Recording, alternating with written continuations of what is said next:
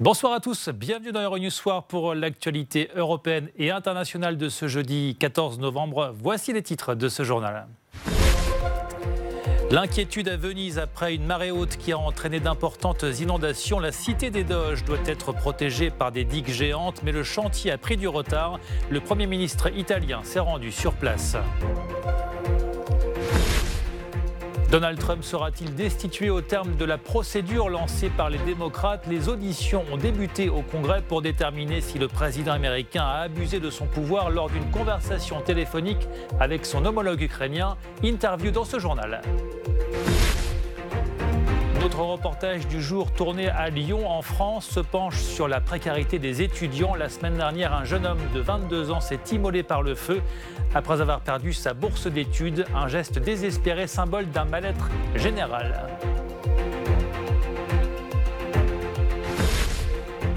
Et puis à la fin de ce journal, vous découvrirez cette toile représentant Mozart à l'âge de 17 ans. Cette peinture datant de 1770 sera bientôt mise en vente, prix estimé environ 1 million d'euros. Bienvenue, l'état de catastrophe naturelle va donc être décrété à Venise après une marée haute historique qui a fait un mort et d'importants dégâts. Si la cité des Doges est habituée aux inondations, cette montée des eaux surprend par son ampleur et l'inquiétude se porte dorénavant sur les bâtiments historiques et les nombreuses œuvres d'art qu'abrite la cité flottante. Aujourd'hui, Venise semble de plus en plus menacée face au tourisme de masse et au réchauffement climatique. Un projet de digue censé protéger la ville peine à voir le jour. On fait le point avec Maxime Weiss. La place Saint-Marc sous les eaux. Venise a été frappée par la deuxième plus haute marée depuis le début des mesures. Mardi soir, elle a atteint 1,87 m. Les eaux de la lagune ont envahi 80% de la superficie de la ville. Alors, comment expliquer un tel phénomène? Pour beaucoup d'habitants, les causes sont loin d'être naturelles. Venise est victime du climat et des problèmes politiques qui paralysent les projets. Et en premier lieu, celui surnommé Moïse, un système de digues amovibles qui peuvent se lever pour fermer la lagune en cas de danger. Problème, le chantier entamé en 2003 est toujours en cours. Un retard dû à des malfaçons et des soupçons de corruption. Son coût a explosé de 2 milliards, il devrait aujourd'hui en coûter 6. Nous sommes déjà au travail pour essayer de résoudre le problème de Venise qui érode la ville depuis des années. Et ce comité spécial que nous allons monter sera nécessaire pour définir la décision finale à prendre. Car Venise s'enfonce. En un siècle, ce sont 30 cm qui ont été engloutis par la mer Adriatique.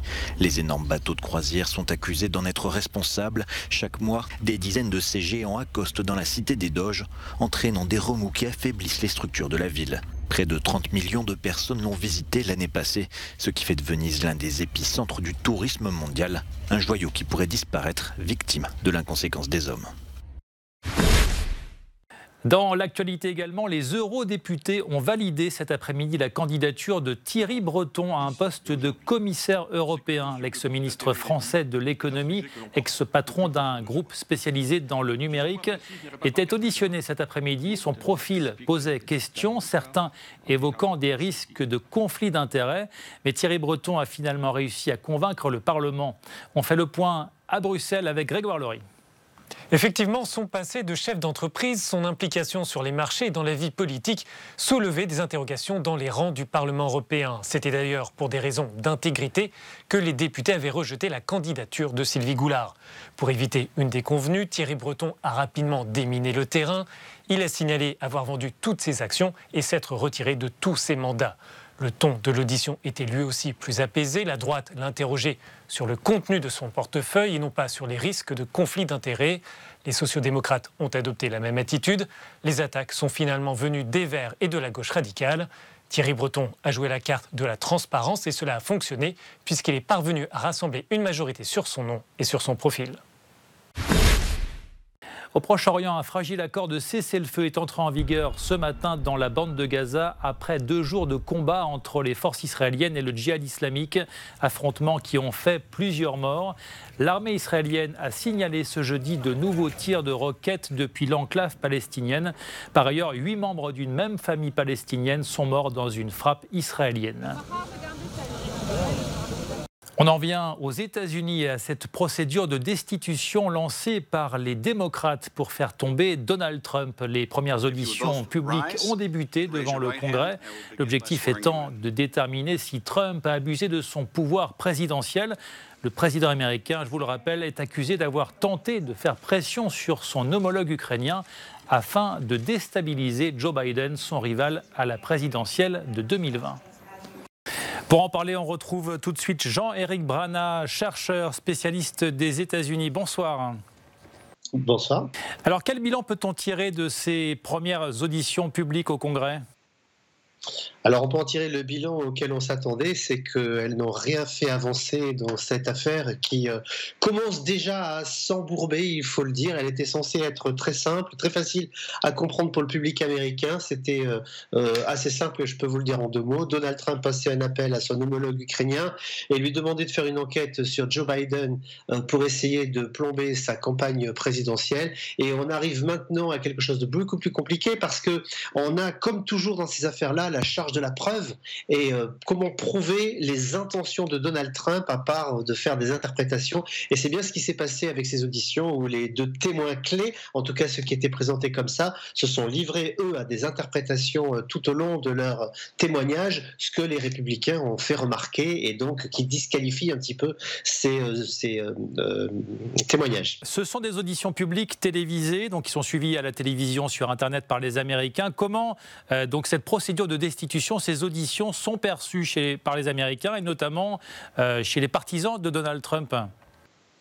En fait, elles sont suivies par les 2 camps, parce que quand ça touche un président du pays, bien évidemment, ça intéresse tout le monde et les audiences sont au rendez-vous. Il ne faut pas se tromper, dans les allées hier du Congrès, on nous expliquait qu'on ne pouvait pas rentrer dans la salle, que les gens étaient dehors, assis par terre, suivant les auditions sur leur petit téléphone, mais que ce soit à la télévision, au travail, dans le loisir, tout le monde en réalité suivait cela et avait envie de savoir ce qui se passait.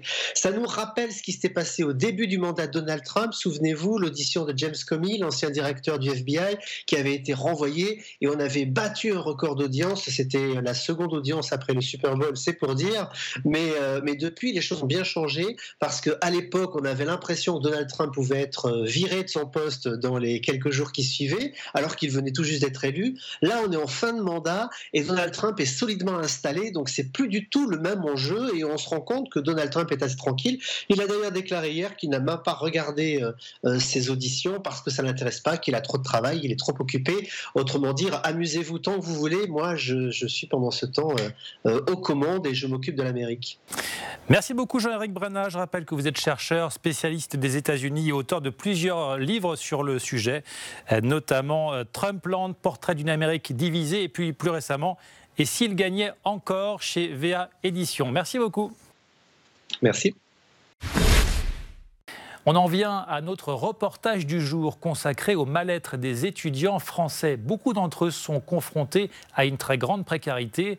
La semaine dernière, ce mal-être s'est exprimé de manière dramatique lorsqu'un jeune s'est immolé par le feu. Reportage à Lyon, Raphaël Vivant avec Damien Decran. Vivre avec quelques dizaines d'euros par mois. Laura, 19 ans, en a fait la difficile expérience l'année dernière. Alors étudiante en première année de lettres modernes à Lyon, elle passe son premier trimestre scolaire avec sa seule bourse pour survivre, insuffisante pour couvrir tous ses frais. Pendant 3 mois, j'avais ma bourse échelon 4, qui est à 392 €, qui payait mon loyer, qui est à 391 €. Du coup, il me restait 1 € par mois pour vivre pendant 3 mois. C'était la galère, on mange plus, on mange, comme la légende le dit, des pâtes tous les jours. On ne peut pas se soigner. Du coup, tu rates des cours et tout. Et mes notes, elles ont chuté à ce moment-là. Aujourd'hui, Laura touche une aide au logement de 200 €. Mais pour s'en sortir, elle a aussi dû trouver un travail en parallèle de ses études. Cette précarité extrême, de nombreux étudiants la vivent en France. Selon un rapport de l'INSEE, 20% des étudiants vivaient sous le seuil de pauvreté en 2016. Une situation qui pousse parfois à des actes désespérés. Vendredi, c'est un étudiant de 22 ans qui s'est immolé par le feu devant ce bâtiment, le siège du Crous à Lyon. La précarité tue, c'est ce que dénoncent depuis des années les syndicats étudiants. La précarité étudiante, depuis plusieurs années, elle ne fait qu'augmenter. C'est un constat qu'on fait tous et que n'importe quelle organisation étudiante vous le dira aujourd'hui. On demande qu'il y ait une vraie prise de conscience et une prise de responsabilité des dirigeants et des responsables politiques pour qu'on puisse avoir des véritables actions au niveau des bourses, mais aussi au niveau du logement, pour qu'on puisse enfin pouvoir sortir de cette spirale de la précarité. L'acte du jeune Lyonnais a ravivé la colère de nombreux étudiants dans toute la France. À Lyon, Paris, Lille ou Saint-Étienne, ils ont dénoncé l'inaction des pouvoirs publics. Les syndicats appellent à une manifestation sur tout le territoire le 5 décembre prochain. Que s'est-il passé ailleurs dans le monde? Comme chaque jour désormais, voici notre tour d'horizon de l'actualité vue par les autres éditions linguistiques d'Euronews et en partie en version originale.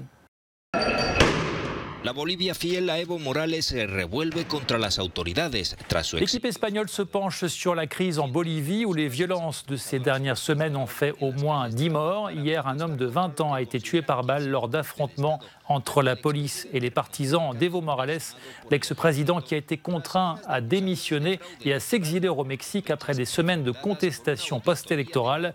C'est la sénatrice Janine Agnès qui a pris provisoirement la tête d'un pays qu'elle cherche à pacifier.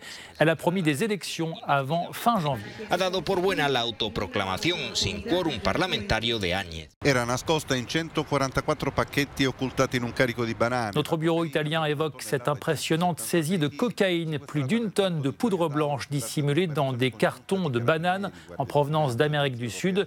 Ce coup de filet a été réalisé dans le port de Gioia Tauro en Calabre où opère la 'ndrangheta, la mafia calabraise.